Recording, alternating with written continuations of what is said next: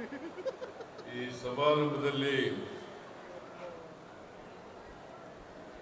ಮುಖ್ಯ ಅತಿಥಿಗಳಾಗಿ ಭಾಗವಹಿಸಿರ್ತಕ್ಕಂಥ ರಾಜ್ಯದ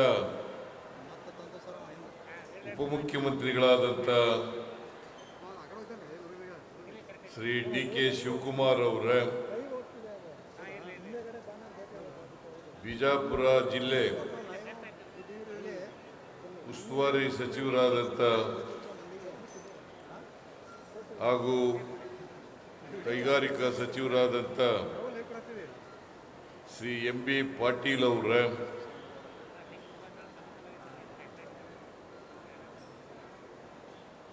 ಈ ಸಮಾರಂಭದ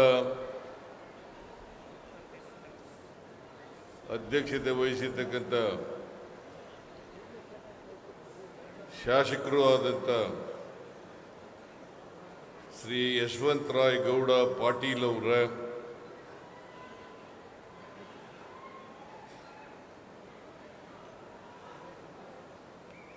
ಸಮಾಜ ಕಲ್ಯಾಣ ಸಚಿವರಾದಂಥ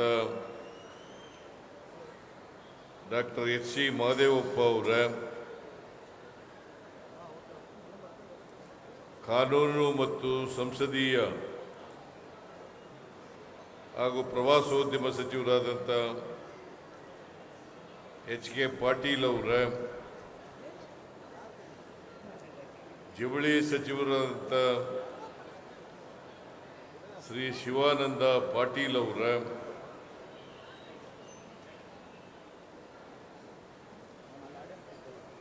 ವೈದ್ಯಕೀಯ ಶಿಕ್ಷಣ ಸಚಿವರಾದಂಥ ಡಾಕ್ಟರ್ ಶರಣ್ ಪ್ರಕಾಶ್ ಪಾಟೀಲ್ ಅವರ, ಇನ್ನೊಬ್ಬರು ಆರೋಗ್ಯ ಸಚಿವರಾದಂಥ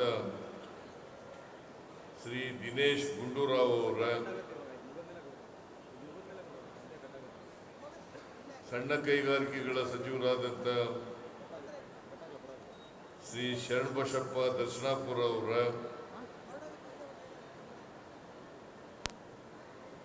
ನಾಗತಾಣ ಶಾಸಕರಾದಂಥ ಶ್ರೀ ವಿಠಲ ಕಟಕಗೊಂಡ ಅವರ,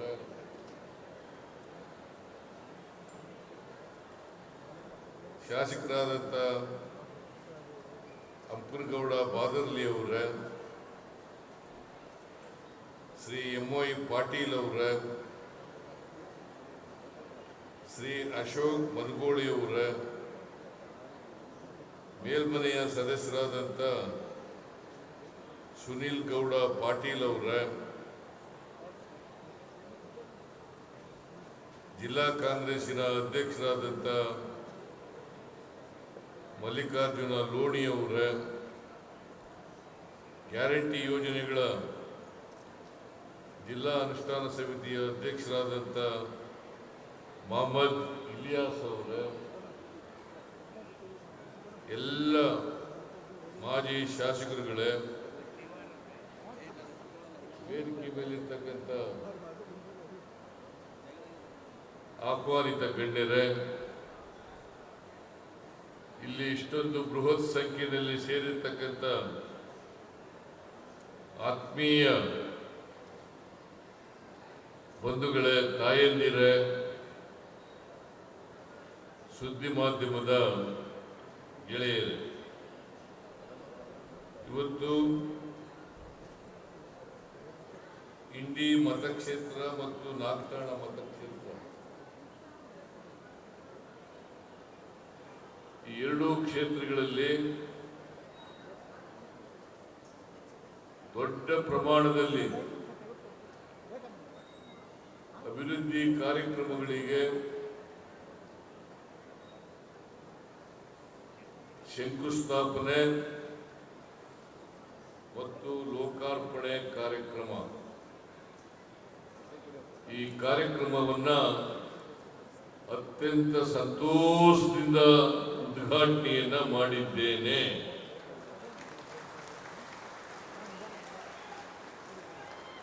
ಇದು ಒಂದು ಐತಿಹಾಸಿಕವಾದಂಥ ದಿನ. ಸುಮಾರು 5,000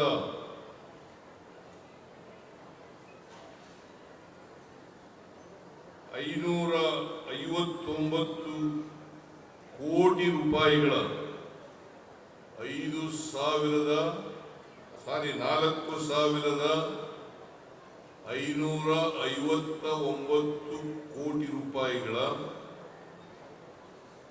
ಶಂಕುಸ್ಥಾಪನೆ ಮತ್ತು ಉದ್ಘಾಟನೆ ಕಾರ್ಯಕ್ರಮಗಳಿಗೆ ಇವತ್ತು ಚಾಲನೆಯನ್ನು ಕೊಡ್ತಾ ಇದ್ದೇವೆ. ಎಲ್ಲ ಕಾರ್ಯಕ್ರಮಗಳು ಇಷ್ಟೊಂದು ದೊಡ್ಡ ಪ್ರಮಾಣದಲ್ಲಿ ಕಾರ್ಯಕ್ರಮಗಳಾಗಬೇಕಾದ್ರೆ ಶ್ರೀ ಯಶವಂತರಾಯಗೌಡ ಪಾಟೀಲ್ ಶಾಸಕರು ಮತ್ತೆ ವಿಠಲ್ ಅವರಿಬ್ಬರು ಕೂಡ ಕಾರಣಕರ್ತರು ಅಂತಕ್ಕಂಥ ಮಾತುಗಳನ್ನು ಈ ಸಂದರ್ಭದಲ್ಲಿ ಹೇಳಲಿಕ್ಕೆ ಬಯಸ್ತಾ ಇದ್ದಾರೆ. ಎರಡೂ ಕ್ಷೇತ್ರಗಳಲ್ಲಿ ಶಂಕುಸ್ಥಾಪನೆ ಉದ್ಘಾಟನೆ ಆಗ್ತಾ ಇದೆ. ನಾನು ಇಂಡಿಗೆ ಬರ್ತಾ ಇರ್ತಕ್ಕಂಥದ್ದು ಬಹಳ ಸಾರಿ ಬಂದಿದ್ದೀನಿ.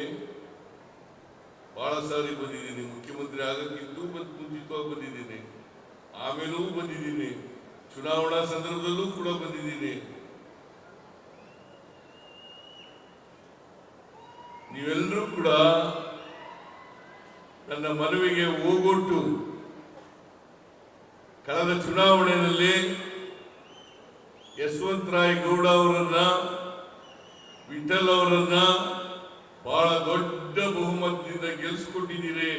ಅದಕ್ಕೋಸ್ಕರ ನಿಮಗೆ ನಮಸ್ಕಾರಗಳನ್ನ ಹೇಳಲಿಕ್ಕೆ ಬಯಸ್ತಾ ಇದ್ದೇನೆ.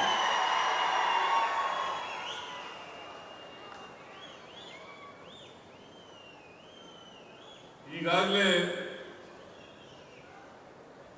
ನಮ್ಮ ಉಪಮುಖ್ಯಮಂತ್ರಿಗಳು ಮುಂದಿನ ವಿಧಾನಸಭಾ ಚುನಾವಣೆಯಲ್ಲೂ ಕೂಡ ನೀವು ನಮಗೆ ಆಶೀರ್ವಾದವನ್ನು ಮಾಡಬೇಕು ಅಂತ ಹೇಳಿದ್ದಾರೆ. ನಾನು ಮತ್ತೊಮ್ಮೆ ನಿಮ್ಮಲ್ಲಿ ಮನವಿಯನ್ನ ಮಾಡುತ್ತೇನೆ. ಕರ್ನಾಟಕದಲ್ಲಿರ್ತಕ್ಕಂಥ ಕಾಂಗ್ರೆಸ್ ಸರ್ಕಾರ ಬಹಳ ಪ್ರಾಮಾಣಿಕವಾಗಿ ಅಭಿವೃದ್ಧಿ ಕೆಲಸಗಳನ್ನ ಮಾಡ್ತಾ ಇದೆ. ಇವತ್ತು ಇಂಡಿ ಮತ್ತು ನಾಗಠಾಣ ಮತಕ್ಷೇತ್ರಗಳಲ್ಲಿ 4,559 ಕೋಟಿ ರೂಪಾಯಿಗಳ ಕೆಲಸ ನಡೀತಾ ಇದ್ದಾವೆ ಅಂತಂದ್ರೆ ಈ ಸರ್ಕಾರ ಅಭಿವೃದ್ಧಿ ಪರವಾಗಿರ್ತಕ್ಕಂಥ ಸರ್ಕಾರ ಅಂತಕ್ಕಂಥದನ್ನ ತೋರಿಸುತ್ತೆ. ಇದನ್ನ ನಾವು ಅರ್ಥ ಮಾಡ್ಕೋಬೇಕಾಗ್ತದೆ. ನಮ್ಮ ವಿರೋಧ ಪಕ್ಷದವರು ಕರ್ನಾಟಕದಲ್ಲಿ ಅಭಿವೃದ್ಧಿ ಕೆಲಸಗಳೆಲ್ಲ ನಿಂತೋಗಿದ್ದಾವೆ. ಗ್ಯಾರಂಟಿ ಯೋಜನೆಗಳನ್ನು ಜಾರಿ ಮಾಡಿದ ಮೇಲೆ ಕರ್ನಾಟಕ ಸರ್ಕಾರದಲ್ಲಿ ಹಣ ಇಲ್ಲ.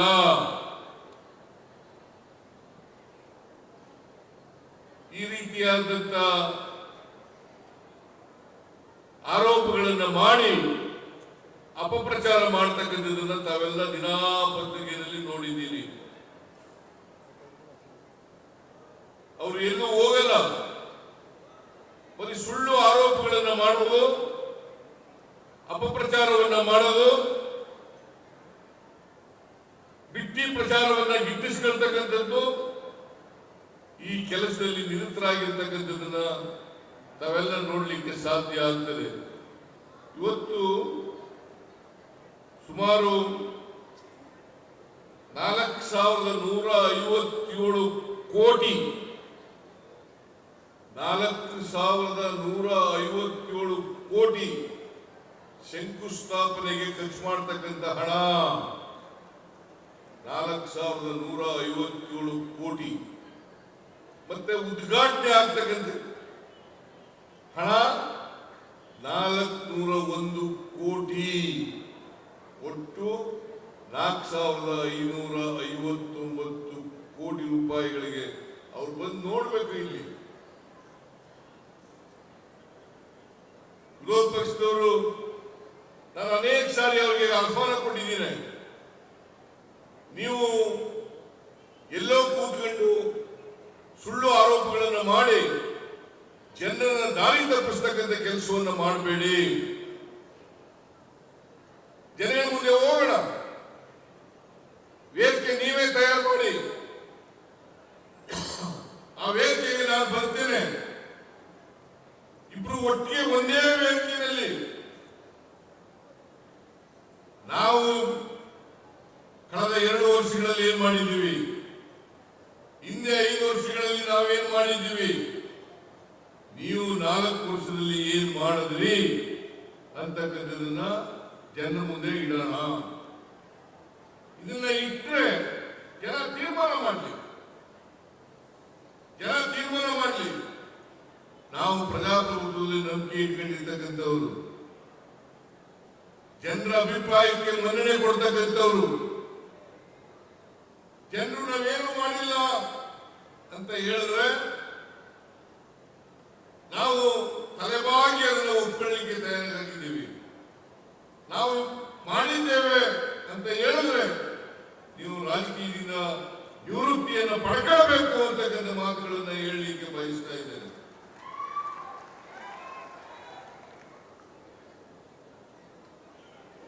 ಸುಮ್ಮನೆ ಕೂತ್ಕೊಂಡು ಪ್ರಚಾರಕ್ಕೋಸ್ಕರ ಸುಳ್ಳು ಆರೋಪಗಳನ್ನು ಮಾಡಿ ಜನರನ್ನು ತಪ್ಪು ದಾರಿಗೆ ಎಳೆದು ಜನರಲ್ಲಿ ತಪ್ಪು ಅಭಿಪ್ರಾಯಗಳನ್ನು ಮೂಡಿಸ್ತಕ್ಕಂಥ ಕೆಲಸವನ್ನ ಮಾಡಿ ನೀವು ಮತ್ತೆ ಅಧಿಕಾರಕ್ಕೆ ಬರಬೇಕು ಅಂತ ಏನಾದ್ರು ಕನಸು ಕಾಣ್ತಾ ಇದ್ರೆ ಅದು ಸಾಧ್ಯ ಇಲ್ಲ ಅಂತಕ್ಕಂಥ ಮಾತುಗಳನ್ನ ಬಹಳ ಸ್ಪಷ್ಟವಾಗಿ ಹೇಳಲಿಕ್ಕೆ ಬಯಸ್ತಾ ಇದ್ದೀನಿ. ಇವತ್ತು ಇಷ್ಟೊಂದು ಜನ ನೀವು ಸೇರಿರೋದೇ ಸಾಕ್ಷಿ ಅಂತಕ್ಕಂಥ ಮಾತುಗಳನ್ನ ಹೇಳಲಿಕ್ಕೆ ಬಯಸ್ತಾ ಇದ್ದಾರೆ. ಯಶವಂತರಾಯ ಗೌಡ ಶಾಸಕರಾಗಿ ಅವರು ಯಾವಾಗಲೂ ನಮ್ಮನ್ನು ಭೇಟಿ ಮಾಡಿದಾಗ ಹೇಳ್ತಾರೆ, ನಮ್ಮ ಕ್ಷೇತ್ರದ ಅಭಿವೃದ್ಧಿ ಮಾಡಿಕೊಡಿ, ನನಗೆ ಯಾವುದೇ ಅಧಿಕಾರ ಬೇಡ, ನನಗೆ ನಮ್ಮ ಕ್ಷೇತ್ರದ ಅಭಿವೃದ್ಧಿ ಆದ್ರೆ, ನಮ್ಮ ಜನರ ಅಭಿವೃದ್ಧಿ ಆದ್ರೆ ನಾನು ಶಾಸಕರಾದಕ್ಕೆ ಸಾರ್ಥಕ ಆಗ್ತದೆ ಅಂತಕ್ಕಂಥ ಮಾತುಗಳನ್ನ ಇವತ್ತು ಯಶವಂತರಾಯ ಗೌಡರು ಪಟ್ಟಿಯನ್ನು ಮಾಡಿದ್ದಾರೆ. ದಯಮಾಡಿ ಇದನ್ನೆಲ್ಲ ಓದ್ಕೋಬೇಕು ನೀವು. ನಾನು ಅದಕ್ಕೆ ಯಶವಂತರಾಯ ಗೌಡರಿಗೆ ಹೇಳಿದೆ, ನಾನು ಇದನ್ನ ಪ್ರಚಾರ ಮಾಡಬೇಕು, ಅಷ್ಟೇ ಅಲ್ಲ ಅಡ್ವರ್ಟೈಸ್ಮೆಂಟ್ ಕೊಡಬೇಕು.